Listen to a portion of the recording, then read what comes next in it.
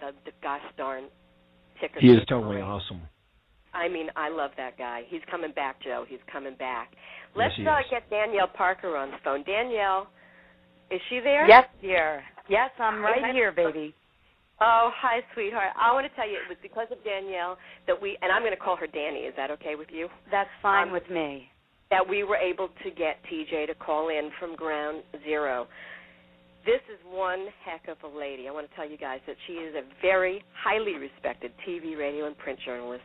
She has reported for major consumer and business publications. If you don't know Danielle, you can go to Huffington Post, and God bless her, she's writing away on the Huffington Post.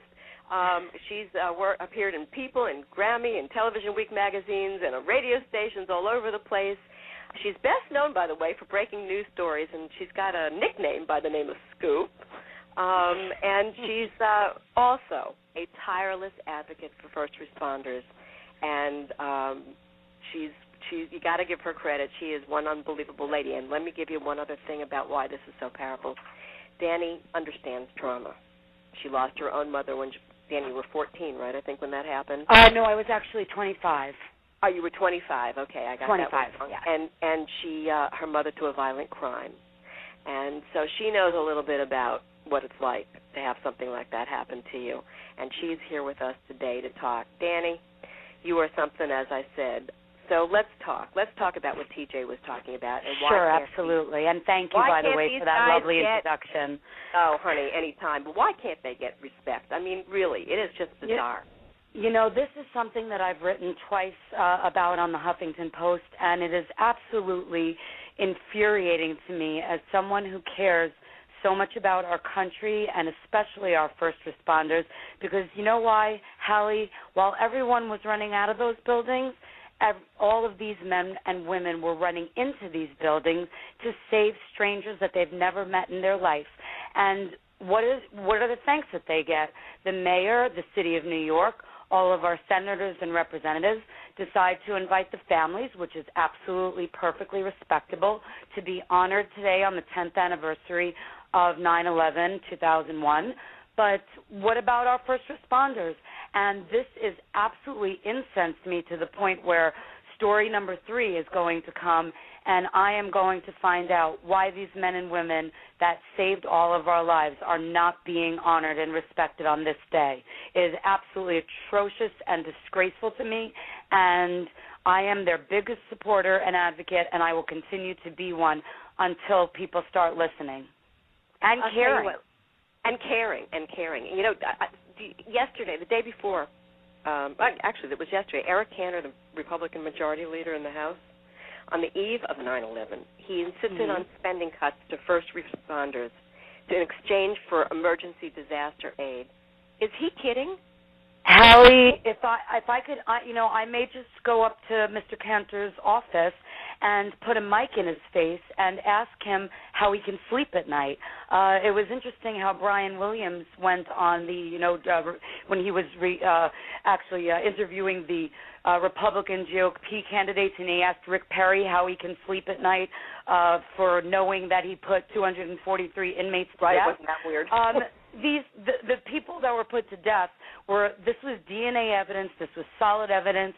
Rick Perry, I may not be a personal fan of some of his positions, but as far as the death penalty goes, I agree. Anyone who harms somebody in this country should be put to death. But Brian brings this up in a condescending way, and then now we have Representative Cantor pulling out funds from the James Zagrota 9/11 Health and Compensation Bill, which took 7 years to pass, by the way. 7 years for these men to get the economic and medical support that they need. And may I give you I don't normally love to give statistics because most people, roll their eyes and snore, but there were over 250,000 toxins at Ground Zero after the World Trade Centers collapsed. And these brave men and women went down into these toxins and were told by Governor Christy Todd Whitman that the air was safe. I remember the moment I heard that on television. My husband and I looked at each other, and we said, "You must be kidding me." So now Eric Cancer is going to take away funds for these men and women, the 1,040 that TJ mentioned that have died, and the ones that continue to die of lung-related and cancer diseases and diseases that haven't even been discovered yet. So I want to know, where is the anger? Where is the fire? Where is the passion? When did we stop caring about people? Are we so desensitized to violence and video games and everything that we see on TV and in the movies that people don't matter anymore? This is why I am going to fight for them until my death. Lady? So, I mean, I know, sorry, I know that's just, yeah. Right. I may have taken you back. To be said. No, because it needs to be said, and I think if more people would get angry about it, maybe somebody will hear something. I mean, it's just, Absolutely. It is the biggest outreach in the world that this is happening, and right under everybody's noses. But you know what? It's not a sexy story. So it's not it isn't. It isn't, and you know what? It's not making the front page of the papers. That's what's the problem. It doesn't sell.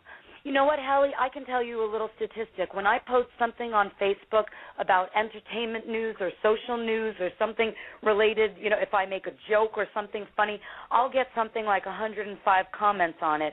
If I post something to try to get attention to the first responders, I'm lucky if I get 6 comments on it.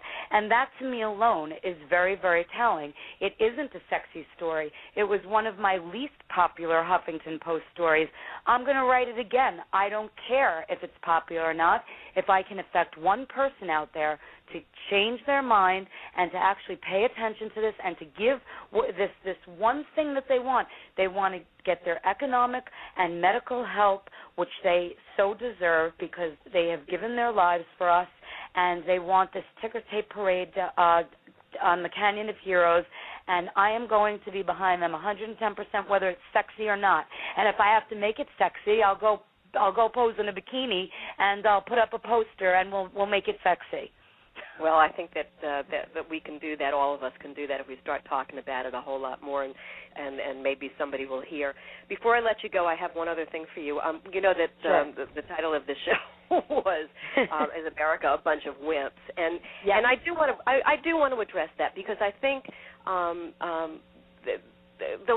I travel, you know, out of the country a lot, and I hear an awful lot of stuff, and they're just laughing at us a lot because they're going, "What is with you guys with these huge, you know, every anniversary, 1-2 anniversary?"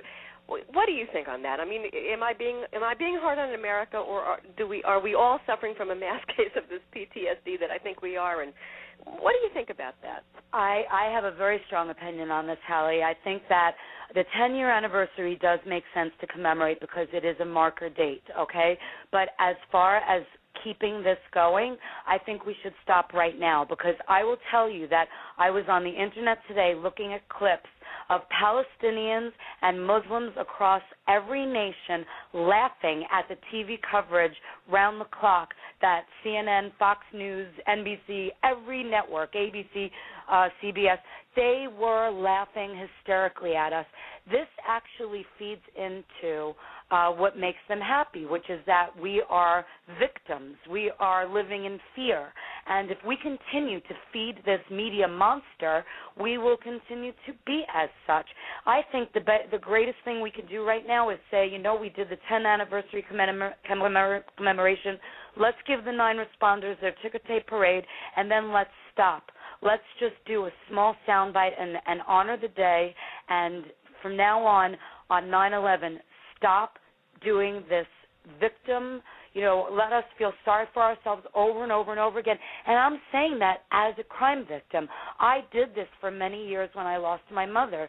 It did absolutely no good for myself, for my life, for my family, for the people that loved me. I boxed them out. You know what? Feeling like a victim doesn't enable you to take action. So I say that we become survivors and thrivers, and we stop letting them victimize us. And I think we should do it now.